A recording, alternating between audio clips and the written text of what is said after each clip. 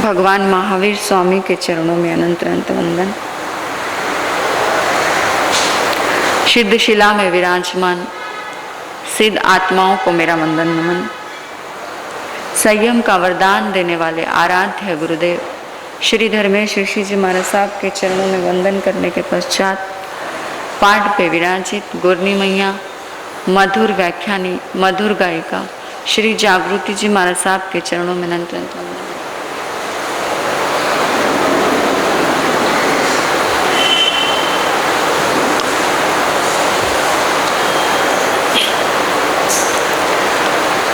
गुरनी जी महाराज साहब के चरणों में रहकर जो कुछ भी सीख पाई हूँ, उसी में से दो चार चिंतन के बोल आपके सामने रखने का प्रयास करूंगी।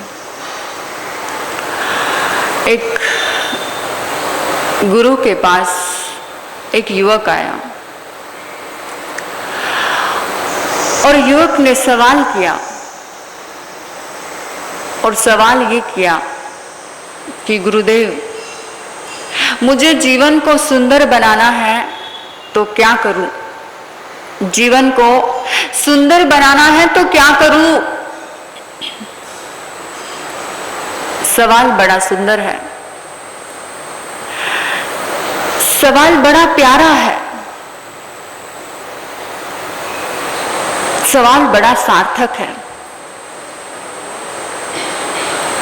आपसे एक बात कहना चाहती हूं, एक बात हमेशा ध्यान रखना कि अगर कभी गुरुओं के सामने, कभी ज्ञानियों के सामने, कभी महापुरुषों के सामने, कभी संतों के सामने अगर सवाल पूछने का मौका मिले,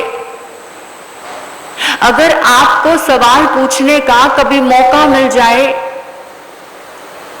तो सार्थक सवाल करना, सार्थक सवाल करना, जीवंत सवाल करना, जिसमें कोई प्राण हो ऐसा सवाल करना, और सवाल ऐसा करना कि गुरुदेव, हे प्रभु, मुझे क्रोध बहुत आता है। सवाल कैसा करना? जीवंत सवाल करना कि मुझे क्रोध बहुत आता है, मैं अपने क्रोध पर काबू पाने के लिए क्या करूं?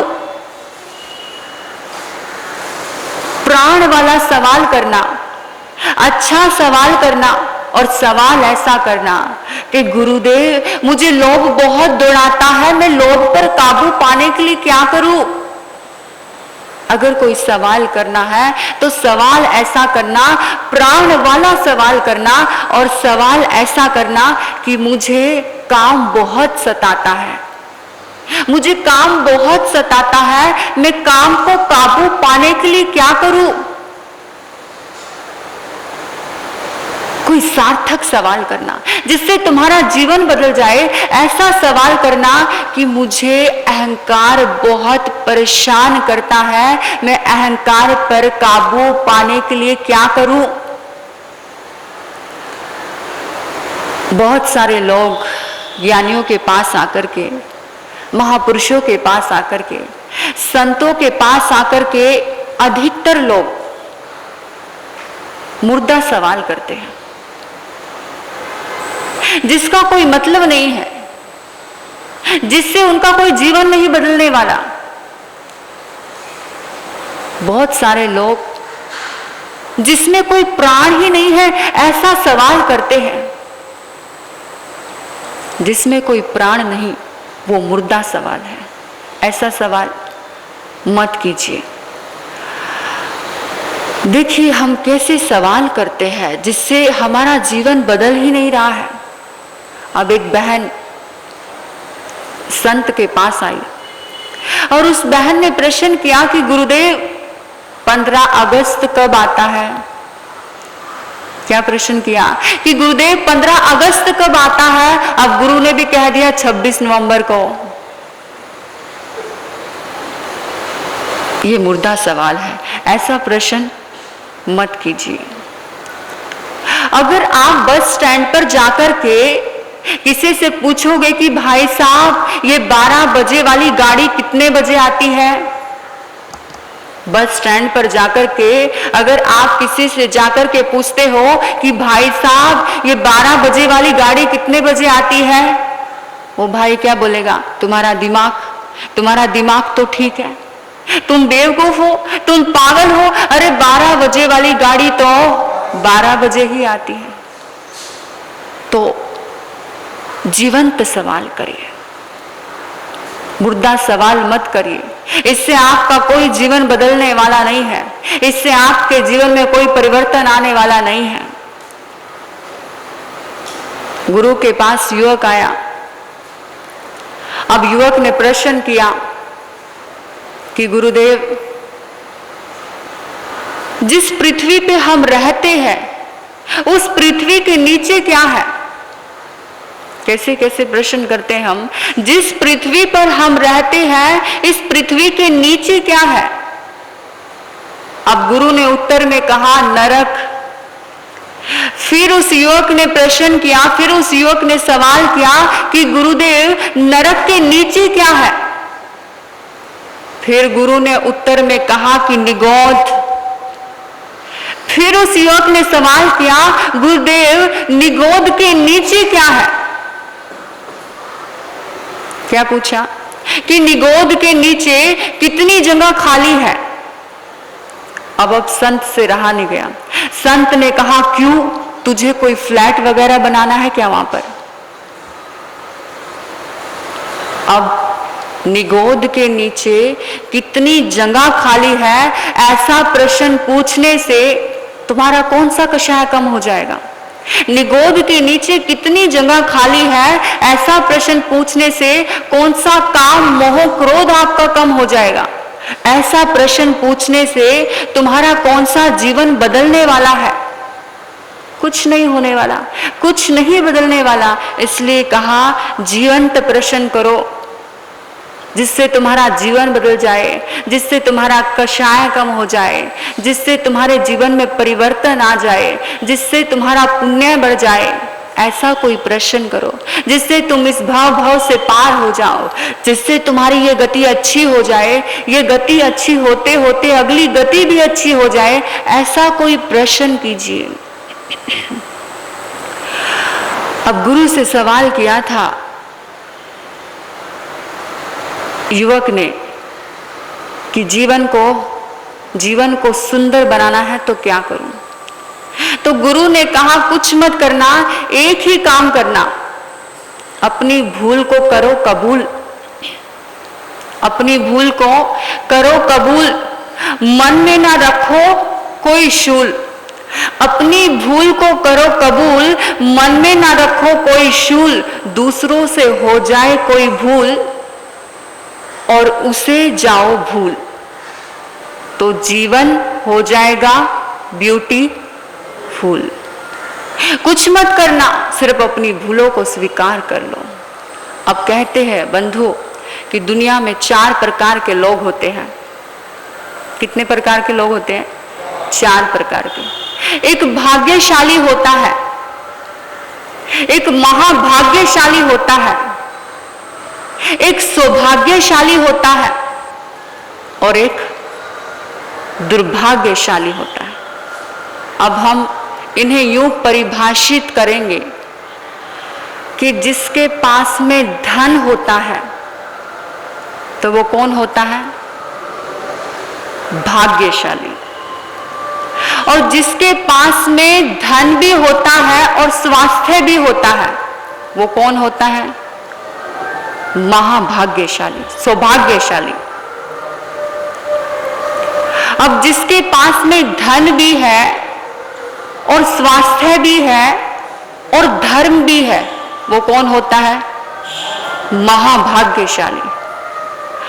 और जिसके पास धन तो है, बहुत सारे लोग होंगे जिनके पास धन है, बेशुमार धन है, धन बहुत है लेकिन बीमार है। अब डॉक्टर कहता है ये नहीं खाना, वो नहीं खाना, ये नहीं खाना, वो नहीं खाना, ये नहीं खाना। अब वो कहेगा फिर खाना क्या? फिर डॉक्टर कहेगा कि बिना घी की रोटी, सूखी रोटी और उड़द का पानी पीना है। मतलब धन बहुत सारा है, सब कुछ है उसके पास में, घर में मेहमान आए 56 तरह के व्यंजन बनाए। अब घर पे मेहमान आया, बहुत आराम से बहुत मस्ती से खाना खा रहा है और वो देख ही जा रहा है कि मेरे पास सब कुछ है लेकिन फिर भी मैं खा नहीं सकता। कहने का मतलब ये है कि धन है लेकिन बीमार है, उसको भोग नहीं सकता, उसको खा नहीं सकता, उसको उपयोग में ला नहीं सकता, तो वो होता है दुर्भाग्यशाली। अब दुनिया में बहुत सारे ऐसे लोग होते हैं, उनको बोल दो कि गुरु का, संतों का प्रवचन होने वाला है, चलो प्रवचन सुनने जाते हैं। वो बोलेंगे कि नहीं अभी टाइम नहीं है, धन धन धन धन। फिर बोल दो कि चलो कि गुरुओं के दर्शन करने जाना, मंदिर में परमात्मा के दर्शन करने के लिए जाते हैं, चलो मंदिर में चलो। वो कहते नहीं अभी फुर्सत नहीं है, धन धन धन चाहिए। अगर कोई बोल दे कि चलो तीर्थ यात्रा के लिए चलते हैं, पता नहीं टाइम कब खत्म हो जाए, पता नहीं समय कब चला जाए, पता नहीं आयुष कब कम हो जाए, कब खत्म हो जाए। वो बोलते नहीं अभी टाइम नहीं, अभी फुर्सत नहीं, दुकान में जाना है, धन धन धन धन धन करते करते इंसान इस दुनिया से तो चला जाता है, लेकिन परमात्मा को कभी याद नहीं करता। अब बड़े अफसोस के साथ पुत्र को बोलना पड़ता है कि मेरा पुत्र, मेरा पिताजी धन धन धन करते करते निधान तो हो गया लेकिन परमात्मा का नाम नहीं लिया। इसलिए कहते हैं बंधुओं कि जितना समय बचा है, जितना आयुष्य बचा है, जितना हमारा जीवन बचा है, उतने जीवन में अगर कभी कोई प्रश्न पूछने का मौका मिले तो कोई जीवंत प्रश्न पूछना, कोई प्राण वाला प्रश्न पूछना, कोई सार्थक प्रश्न पूछना, कोई अच्छा सवाल पूछना, जिसको पूछते पूछते आपका जीवन परिवर्तन हो जाए, आपका जीवन बदल जाए, जिससे आपका ये भाव भी सुखी हो जाए और अगला भाव भी सुखी होता चला जाए। इतने मौन और शांति से आपने मुझे सुना, मैं आपकी बहुत आभारी हूँ। अंत में आपके भीतर बैठे परमात्मा को वंदन करती हूँ। ओम शांति। जिन वाणी सुनकर अंतर मन को खोलना, जिन वाणी सुनकर अंतर मन को खोलना, क्या पाया है क्या खोया है कुछ बोलना, और खुद ही अपने मन को टटोलना, अरे टटोलना रे टटोलना। एक बात कहूँ मैं सच्ची, जिन वाणी लगे मुझे अच्छी, एक बात कहूँ मैं सच्ची, जिन वाणी लगे मुझे अच्छी, जो रखता श्रद्धा भक्ति उसे मिल जाएगी मुक्ति, जो रखता श्रद्धा भक्ति उसे मिल जाएगी मुक्ति। अरे खुद ही अपने मन को टटोलना, अरे टटोलना रे टटोलना। जिन वाणी सुनकर अंतर मन को खोलना, क्या पाया है क्या खोया है कुछ बोलना। ओम शांति।